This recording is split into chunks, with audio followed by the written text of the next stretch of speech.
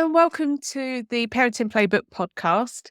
Today, I've got Shelley Ensore with me, who has a business called the Little Signers Club. No, it's not the little, is it? It's Little Signers Club. She just told me that and I forgot.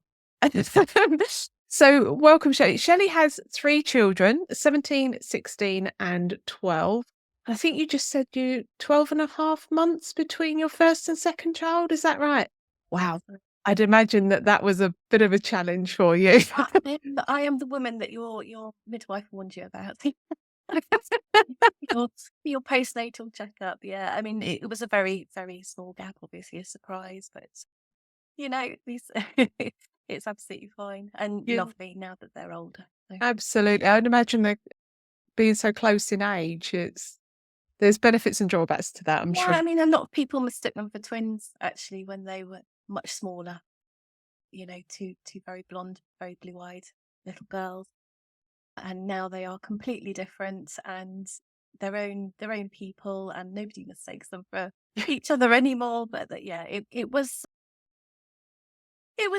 hard. I'm not going to lie. Looking back, uh, but then I think it's easier as they grow up. So Yeah, yeah, as you say, benefits and yeah. drawbacks. But it was So what it was, and we're absolutely, changing yeah. it. So you specialise in baby signing, don't you? And have done for best part of 20 years. Is that Yes, right? Yeah. it's a long time now. It is a long time. So can you tell me a little bit about your journey from when you had your children and how you became affiliated essentially to baby signing and how you learned about the value that it brings to parents? Yeah, I mean, my story, to cut a very, very long story short, because obviously 20 years is a long time to sum up in just a few minutes. So I was actually made redundant when I was pregnant with my first baby. And could only get temp work, which was a bit of a shock because I'd been headhunted my entire working life. And at around the same time, Dr. Joseph Garcia, who is considered the world's leading expert on baby signing, was coming over to the UK, and literally everywhere was full of baby signing information. So this was 19 years ago, last November. And I was absolutely fascinated because obviously I was becoming a mother, I was having a baby, but I like all the information. So I started researching it quite heavily, and I found that there was so much to love about baby signing from the information that I could find purely on the research basis. I then had my own child and started using baby signing with her very, very quickly. And I will admit that I missed her first signs because I wasn't looking for them. When we sign to babies, we do it in a clear and obvious manner, but babies don't necessarily sign back to us in a clear and obvious manner. But it took me on a whole journey of amazing discovery. I was very quickly pregnant again with my second daughter, and towards the end of that pregnancy, we actually had a terrible road traffic accident, which resulted in a very, very long journey with PTSD, which I still suffer with today. Now, obviously, because I was pregnant and because I'd not long had a baby, there's 12 and a half months between my 2 girls. It was at the time misdiagnosed as postnatal depression because I'd already been suffering with antenatal depression. And so it took a long time to get the PTSD diagnosis. But that was where my interest really, really began, with baby signing and depression, maternal depression, and infant mental health. And it's been a very, very long journey, but it's now my special area of interest, the one that I am most expert in, and one that I think really holds a lot of value for all parents, but especially our mums. Yeah. So tell me about that link to postnatal depression, infant mental health, and where baby signing plays a part in that. So what some of the research on postnatal depression or maternal depression as a general umbrella that it's now known as. So communication development, brain development of infants is actually directly connected to how well our mums are feeling in themselves. And research pre-pandemic was that 1 in 4 mamas were suffering unnecessarily with very, very little support. In fact, I think 15% of cases, no support whatsoever. Wow. And post-pandemic, that's actually increased to 1 in 3. And they're now talking about potentially 1 in 2 Mm, mamas who have no support, who have no network, who have no community. And so, this is a time where a village needs to come together for mums. New mums have a really tough job, and it can be such a big adjustment. Um, and because obviously the link between communication development, infant brain development, and our mum's well-being is so, so, so important. This is where I find that I'm drawn quite a mm, lot. Now, baby signing helps, and I'm going to talk about my own personal experience here just a little bit. So, when you are depressed, when you have PTSD, it is really hard to function. It can be overwhelming to deal with the needs of a small person who needs you so much and that has no other way to communicate with you except obviously by in your own world, distress, little red faces, crying. That stage comes when we've already missed a lot of cues for needing to be changed or wanting milk. And we've missed them because we just can't function. It's not because we wanted to, it's because we just literally couldn't manage. mm. And so baby signing cuts through all of it. Baby signing gives your baby a clear way to communicate what they need before tears, before distress, before little red faces. Now, it doesn't necessarily mean that you can immediately drop everything to feed or change your baby, but you can acknowledge that. And Mm, baby signing needs a lot of eye contact. And babies love baby signing. They think it is brilliant. They think it's hilarious. They love it and they giggle and it gets a response from you. mm, So, at a time where you're feeling very cut off and isolated and unable to deal with the world, it is a direct way of building bonding and communication yeah. and trust between you that is non-invasive, it's non-intrusive, and it's non-threatening. Mm. And that is why, part of the reason why I love it so much. Yeah, I mean, I think when we suffer from postnatal depression, often we can feel very numb, very shut down emotionally. And, I think it's really difficult to communicate with anybody when we're feeling that shut down. So to have this vehicle of baby signing, to be able to connect and bond with our child at a time when we don't necessarily feel connected to ourselves, never mind anybody else. This must be an incredible tool to be able to use, to be able to create that connection. Yes, absolutely. And it's a connection that continues throughout toddlerhood when, words are wobbly and mum could mean mummy or milk or more, and you just don't know. And that saves 90% of toddler tantrums, can you believe? So starting in babyhood is amazing. It's absolutely brilliant. It takes longer, it takes time, but you are able to read cues and clues far more easily when you are not feeling as though you can engage with the world in quite the same way. But as our babies become toddlers, baby signing really comes into its own. And it's one of the most beautiful things, to discover who your toddler is Mm, without all of the stress of meltdowns and hungry, mm, because they've had clear communication tools that have enabled them to build that lovely trust and connection with you right from, their very earliest moments that they can remember. And, what is wonderful about baby signing is it's for all young children, so from birth to 4 or 5 years of age, and sometimes even longer. I still use it with my kids now because it's really useful instead of shouting. Um, However, babies as young as 10 weeks can let you know that they need their nappy changed, that they want their milk, that they're tired. I mean, how utterly remarkable is that? And if you know how to read their cues and clues, not that they're necessarily signing for themselves, but how they respond to your signs, then that shows you again that they can communicate even earlier than that and be a real part of influencing their world around them, which in turn helps all parents so much to build those connections at a time where it might feel impossible.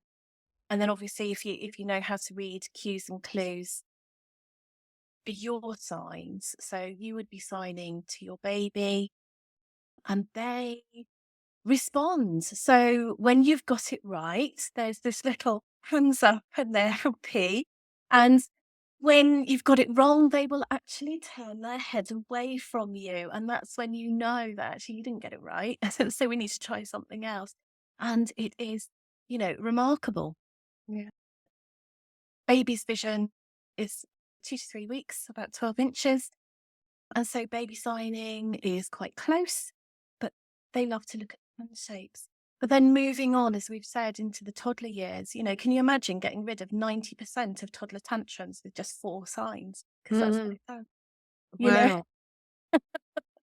Um, so it is remarkable. It is something that I believe that everybody should do. I think that baby signing for communication, accelerated language acquisition, and literacy learning is essential. It's well researched in those areas. And we have a communication crisis with our little people right now. Mm. The Burko Review in 2010, was very specific about the communication crisis that we had, and we had Burko Review 10 years on in 2020, and it's not got any better. But it could be very simply remedied with baby signing from an early age through into the toddler years, continuing with our preschoolers, and the outcomes for connection, for communication, for self-esteem, for emotional IQ, for literacy and language learning for the people that are more interested in the academic side of things are remarkable. Yeah. Yeah, because without communication, and I think as parents, we're often so very busy in life, we often don't take a pause to listen to our children just because life is just so busy. And I think if you can start to learn that communication at this really, really early stage, it's almost like a training for us as well, isn't it? Because we're having to pay attention to our baby's face, eyes, hands. So it's very, very specific, isn't it? And I'm mindful that many people think that when children are pre-verbal, they therefore don't have memory. And actually, they do have memory. They just have memory and it's stored in a slightly different way to our conscious memory. So again, that being able to communicate with your child, and you just said some really simple things there about hands and the turning of their head. And but it's just having an awareness of what that means. Is that right? Yeah, Yeah. absolutely. And, we find that signing children, so colour matching, for example, not supposed to happen till around 2.5 years of age. Children aren't supposed to be able to match colours and the words together. Colours are quite an abstract thing. It's a bit like the wind, you actually have to, if you've got a red tractor, well, is it a tractor or is it red? Mm. It's quite abstract. And we found that baby signing children can colour match as early as 18 months.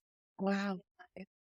We have an example of one of our little ones who was attending one of our baby signing classes who wanted to know where her friend was.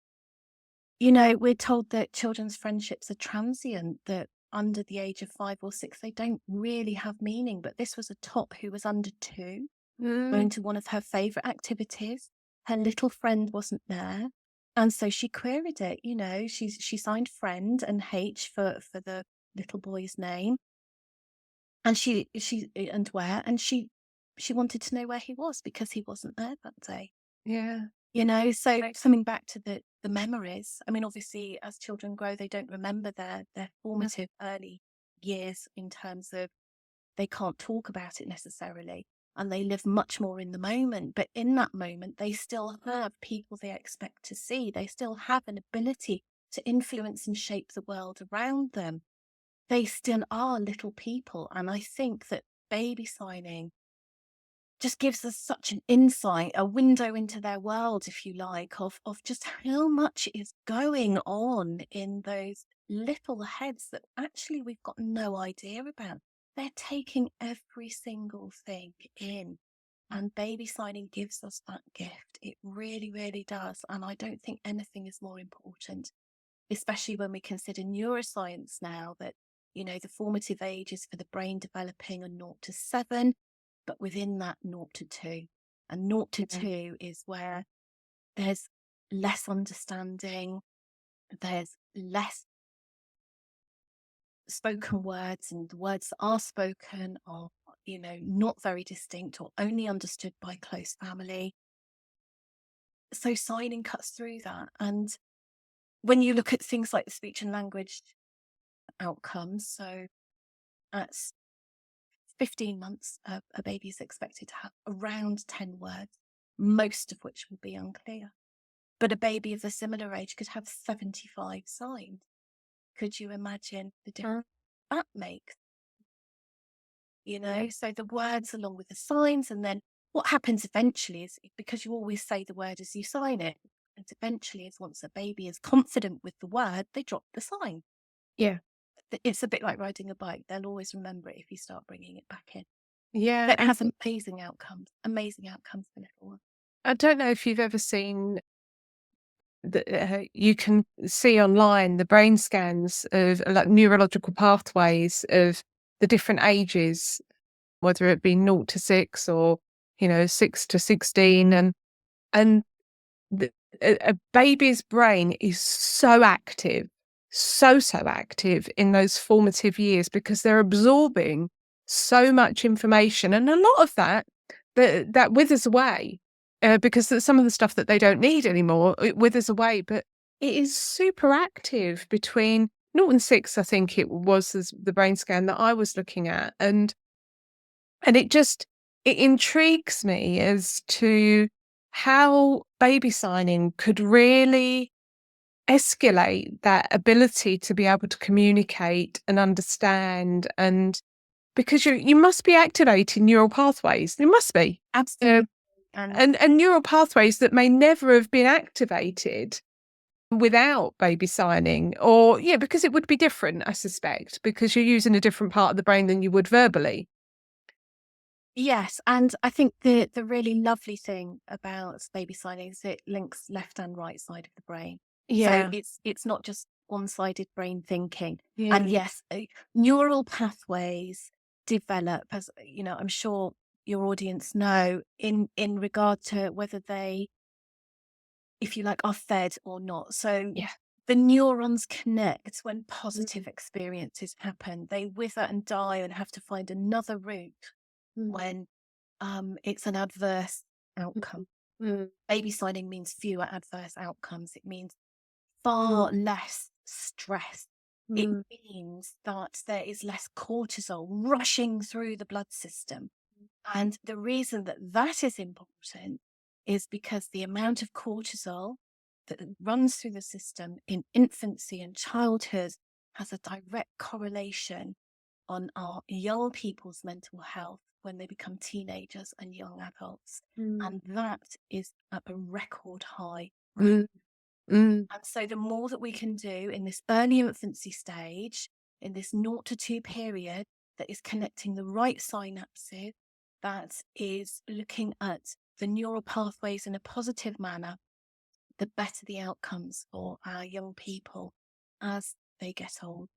It's important because it shows that children know how to connect, how to get the connection that they need. And when we look at communication as a whole, and we find that 93% of communication is actually non-verbal, then we're talking about a whole different game of a lifelong skill. Protects our children, or certainly has less detrimental effect for them in their futures. And I find that quite remarkable. Mm. How do you think this has played out in the previous generations? Because if we think about the previous generations, there was a lot of non-contact with babies, wasn't there? You know, there's stories of them being left down the garden in their pram in the sunshine to cry because they'll be fine. Well, I mean, I'm that generation, you know. My Yeah. mother was told me to feed me every 4 hours, and apparently, according to my father, I was a difficult baby. Yeah. And so, you know, that's how it was. But you don't know what you don't know, and neuroscience has come on leaps and bounds. And I think one of the things that we definitely need to take away from the understanding that we now have is the neuroplasticity of the brain, and Yeah. that it's never too late to be forming these connections. Because I think sometimes we can look at, say, the 0 to 7 period, the 0 to 2 period, and go, oh, it's too late. I've left it too late. It's never too late. No. Never too late to be forging new connections and those neural pathways. But, you know, our mothers did the best that they could with the understanding that they had. Baby signing, for example, has been around, well, I mean, I've been teaching it for nearly 20 years, and it's been around a little bit, so 1986, Garcia's researchers. Credelo and Goodwin is around the same time. And that's a long, that's nearly 40 years, you know, and yet it's still not mainstream. It's still something that's nice to do, that rather than an essential. And I think that for me is where things need to change. It needs to become far more widely known that it's not just a nice activity to do as a parent and baby group. Actually, it has real tangible outcomes, as we've already said, on literacy, on language, on connection, on communication, and self-esteem, on emotional IQ, and future mental health, as well as existing mental health. You know, infant mental health is a really big area. And, Absolutely. I was looking at some statistics the other day. 10% of 5 to 14-year-olds are diagnosed with a mental health problem. And that blows my mind that 5-year-olds are suffering. And that's something that we need to be mindful of, I think, because in all areas when it comes to supporting children, whether that be in schools or parents or grandparents or extended family, what I'm also interested here about is, because we're talking a lot about the benefit to the child, but I'm just thinking about I'm a mum myself, and you know that feeling when you feel completely out of control because your baby is screaming, they've been fed, they've been nappy changed, they've been all of these things. I think that is, for me, it was one of the most disempowering feelings of my baby is unhappy and I don't know what to do. So I'm really interested in how baby signing provides the mother, the parents with confidence, the knowledge that they understand what's going on. So therefore, by default, being able to separate themselves from their child. And because I think when our child gets unhappy or sad or whatever it happens to be, we're really good at going, oh, I must be failing. I must be failing. There must be something I'm not doing or doing that is making my child sad. So I'd imagine this must contribute to the improvement of a parent's mental health as well, and their sense of groundedness in confidence. Yeah, absolutely. So, yeah, because I don't know about you, but there's a lot of noise, isn't there, about what we should be doing as parents to benefit our children and the future generations' mental health. And I'm banging that drum. You know, I recognise that I am one of those people. But I think also for me, the priority also is the parent. If the parent is coming from a place of confidence and calm and a surety that they've got this, everybody wins. Most definitely. And I think as well, what I love about baby signing is that everybody within a young child's sphere can Mm. join in. It's not like breastfeeding where it's just about mum. You know, dad can join in too. And one of my favorite quotes actually from a family that I was teaching years ago, and Dad Ben said, you know, when my son told me at 4 months old that he needed his nappy changing, and he did, I was absolutely bowled over. And that, you know, innately he felt that mothers understood cues and clues much more readily. But as a father, it Yeah, just changed his whole dynamic with his son. I'm You know, sure. and I think that's remarkable. It's it provides trust, it provides confidence. I think at a time where we feel that we are failing, as Mhm. we've touched on, baby signing cuts through that. It Yeah, cuts through and it says, yes, you got it right today, whatever it might be, you yeah, got it right. yeah. And the more that you build on getting it right, because your baby has gestured or responded with their little hands up by their face or by turning their head away, but without tears, the more your baby trusts you to get it right. Yeah. You know, they're born as communicative as anything. They want to communicate. It's just a different way of doing it. But when you have baby signing on your side, it makes it easier. It cuts Yeah. through. It's one less, I can't solve a sleepless night, but it's one less thing to have to worry about when you're tired. Did I get it right? Yes, I did. Okay, I can see my baby's tired. I can see they're going to be up all night. I can see that I'm going to be tired the next day. But what I don't need to worry about is whether their tummy's sore or whether they want more milk because they're having a growth spurt. And I only fed you 10 minutes ago. What do you mean you want more? Mm. You know, it takes away the guesswork.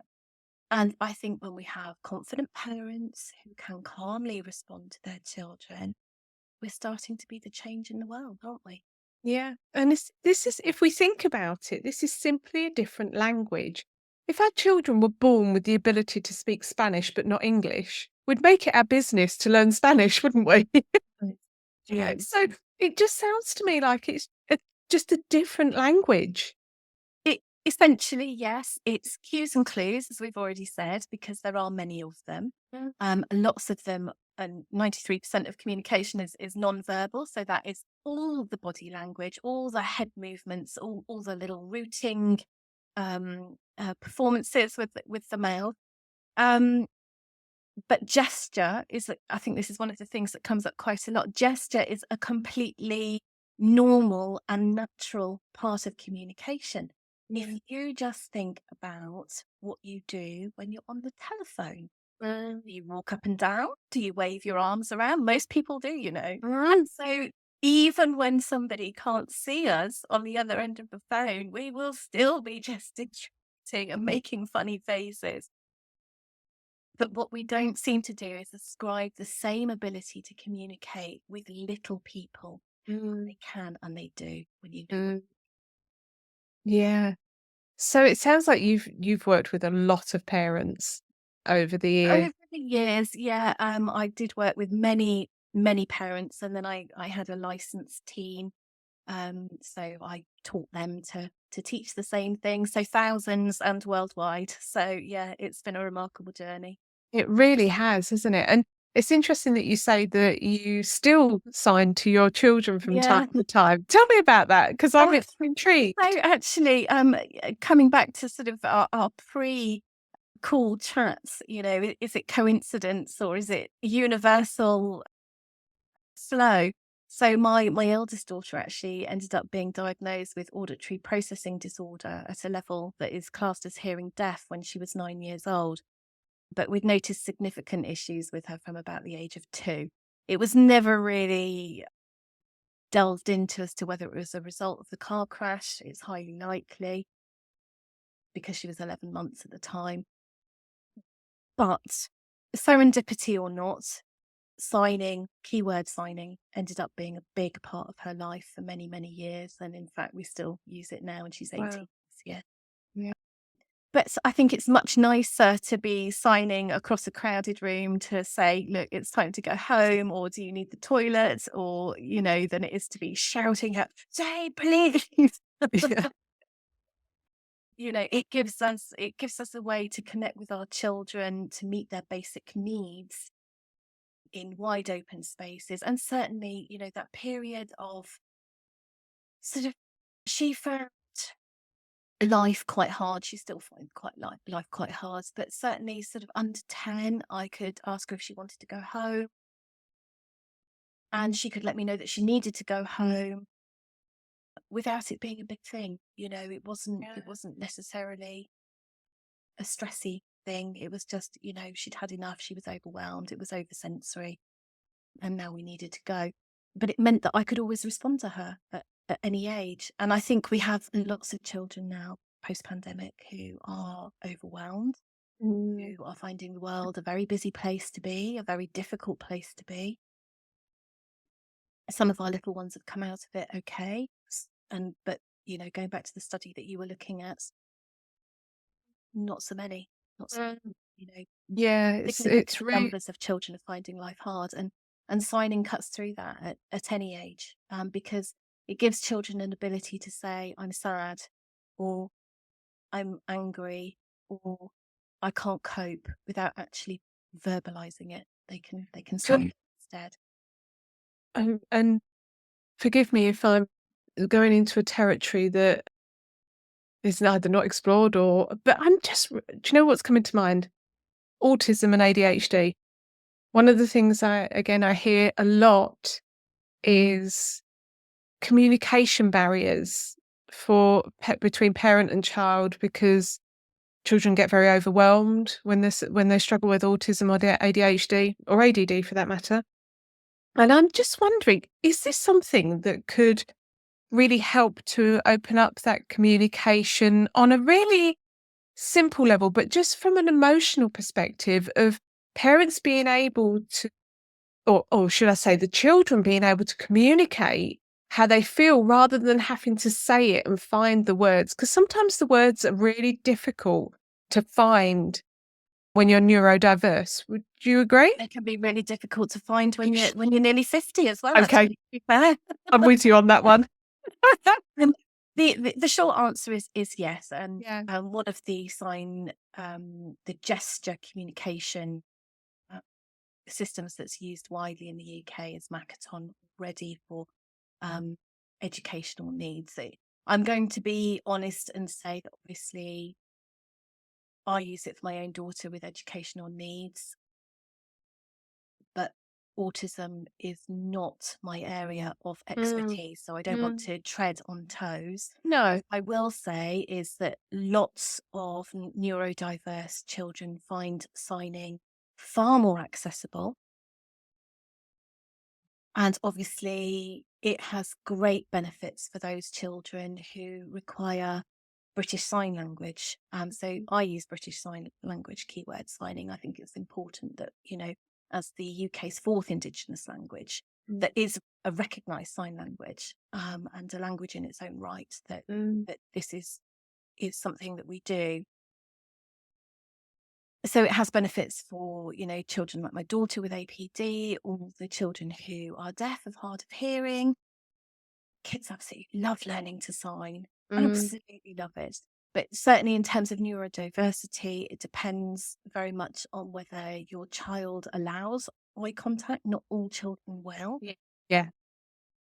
Some children use a PEC system, which is the little pictures over, so they have pictures that they point to rather than signing for themselves.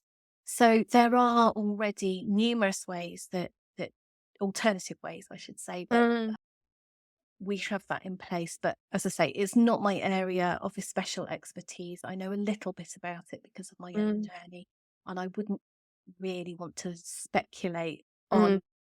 I do know that lots of people use it though. So Yeah, I think it just sounds like a really calm and lovely way of communicating with your child. But I think being able to do that, going back to the pre-verbal piece of being able to communicate and bond with your child at a time when things do feel a little bit out of control. And, I think as parents, as human beings, we like to be able to do things, don't we? When we can see that there's something that we can't understand, or we like to be able to do. And I'd imagine baby signing comes into its own there, where you can't communicate with a non-verbal person, but what you can do is learn how to baby sign and teach your baby how to do that as well.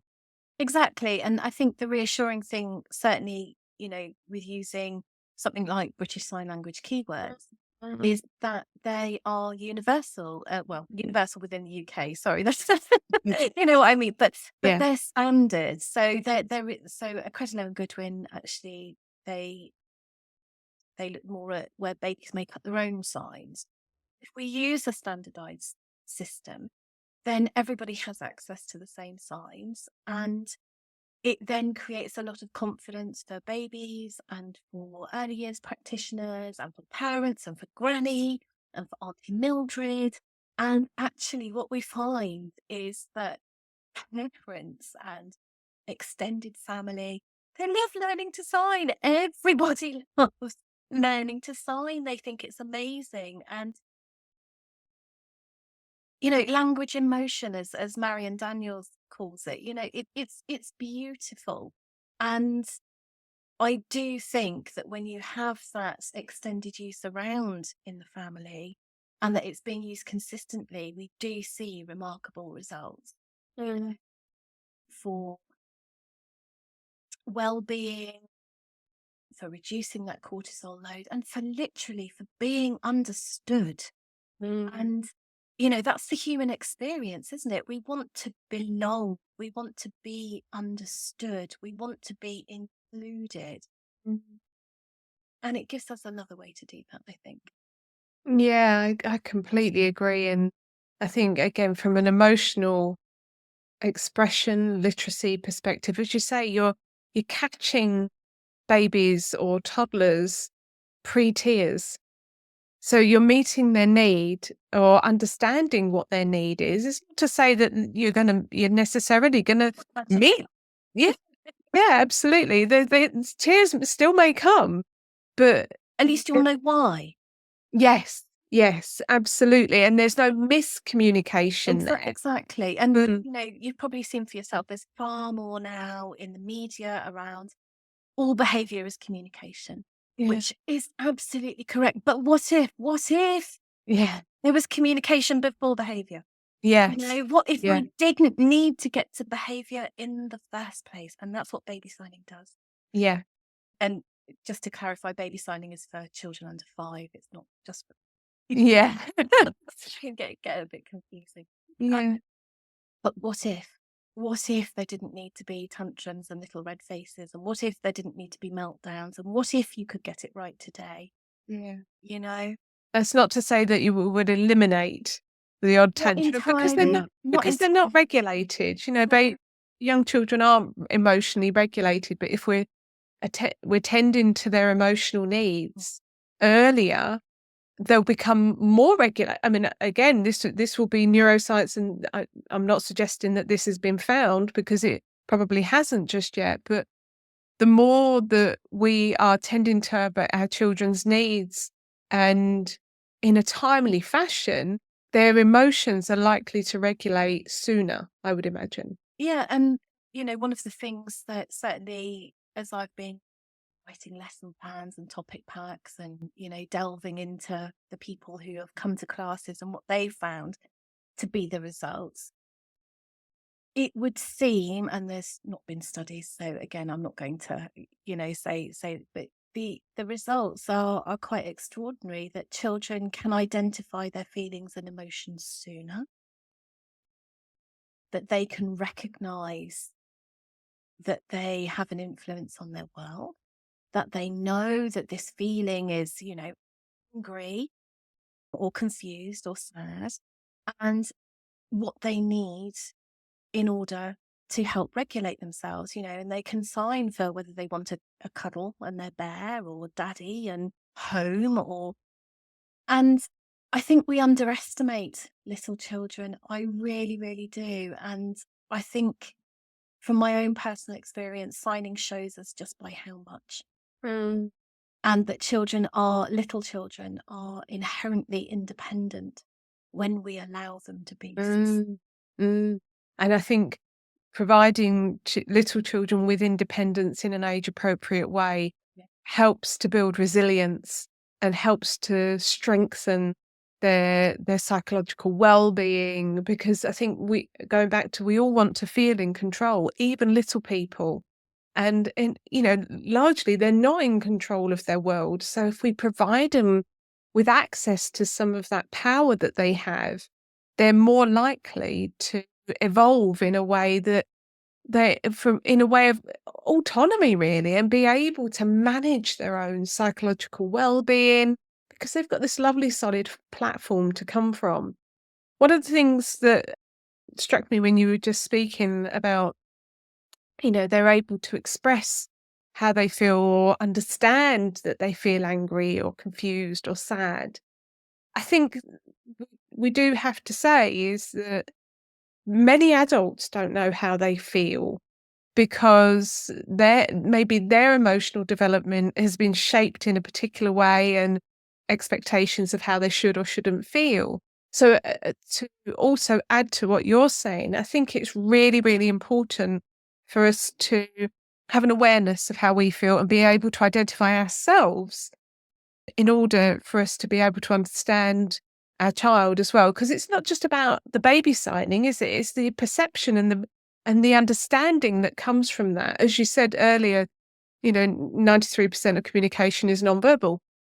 But also we've got perception and interpretation in there, and language, and we've got so much when it comes to communication.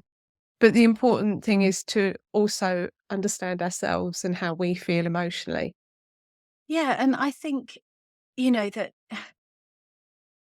when we're using signs to help little children understand their own emotions, you see, certainly emotion signs, they're so right in what they depict. We're sad, or Mm. we're happy, or we're hungry, or we're confused, and it's because they're so right. They really embody things for little children. And we might not have had that experience of being validated for ourselves when we were young, because, the neuroscience wasn't there. It was a different way of bringing children. Mm. Um, but we're learning alongside our children Yeah, what that feels like. yeah. And we can see their frustration, and we identify what that is for them. Um, and at some point, the signing journey kind of changes a little bit, in that your little people start identifying, are you cross, mummy? Love that. And that's when the tables turn. And it does happen, when we've given emotional IQ and self-esteem to our small people, they in turn become the regulators for when we're having off days. And Yeah. I think that's beautiful.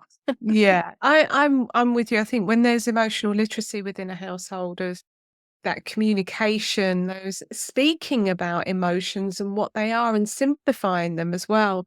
I think I think you're right. I think all of a sudden it bites you at some level, because they come back at you and go, are you feeling grumpy today?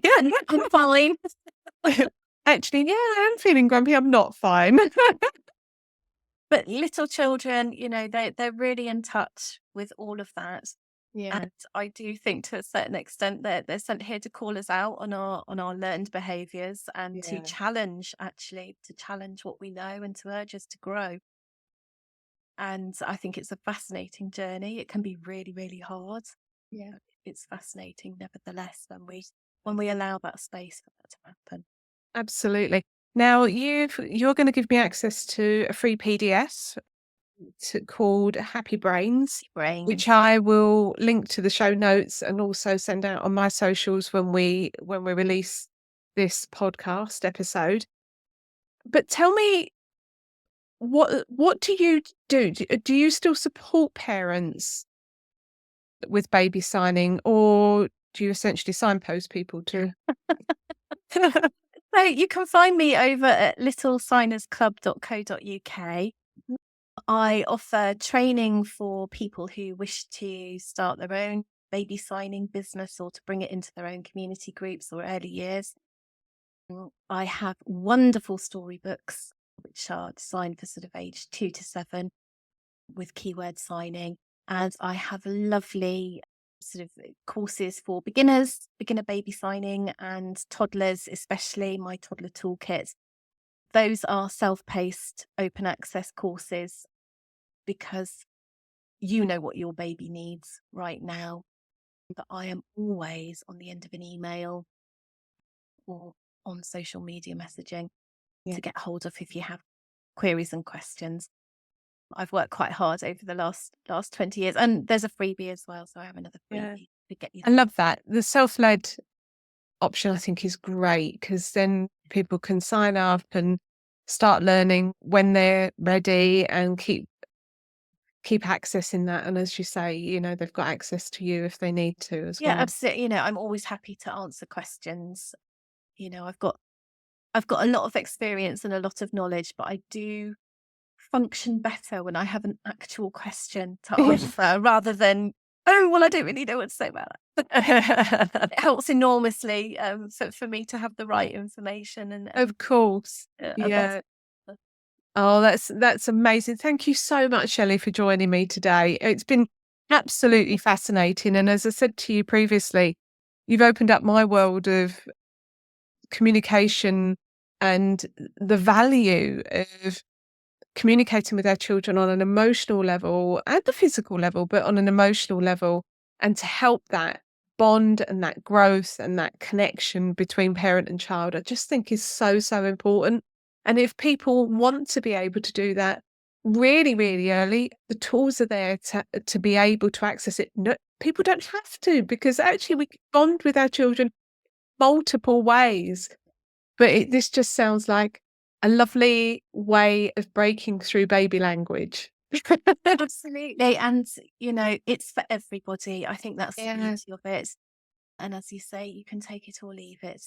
But yeah, it does provide yeah. a huge insight into who your little person is far earlier, waiting for speech. Absolutely. I love that. I love that. Thank you so, so much. I really appreciate your time. Thank you. And I'll look forward to speaking to you soon.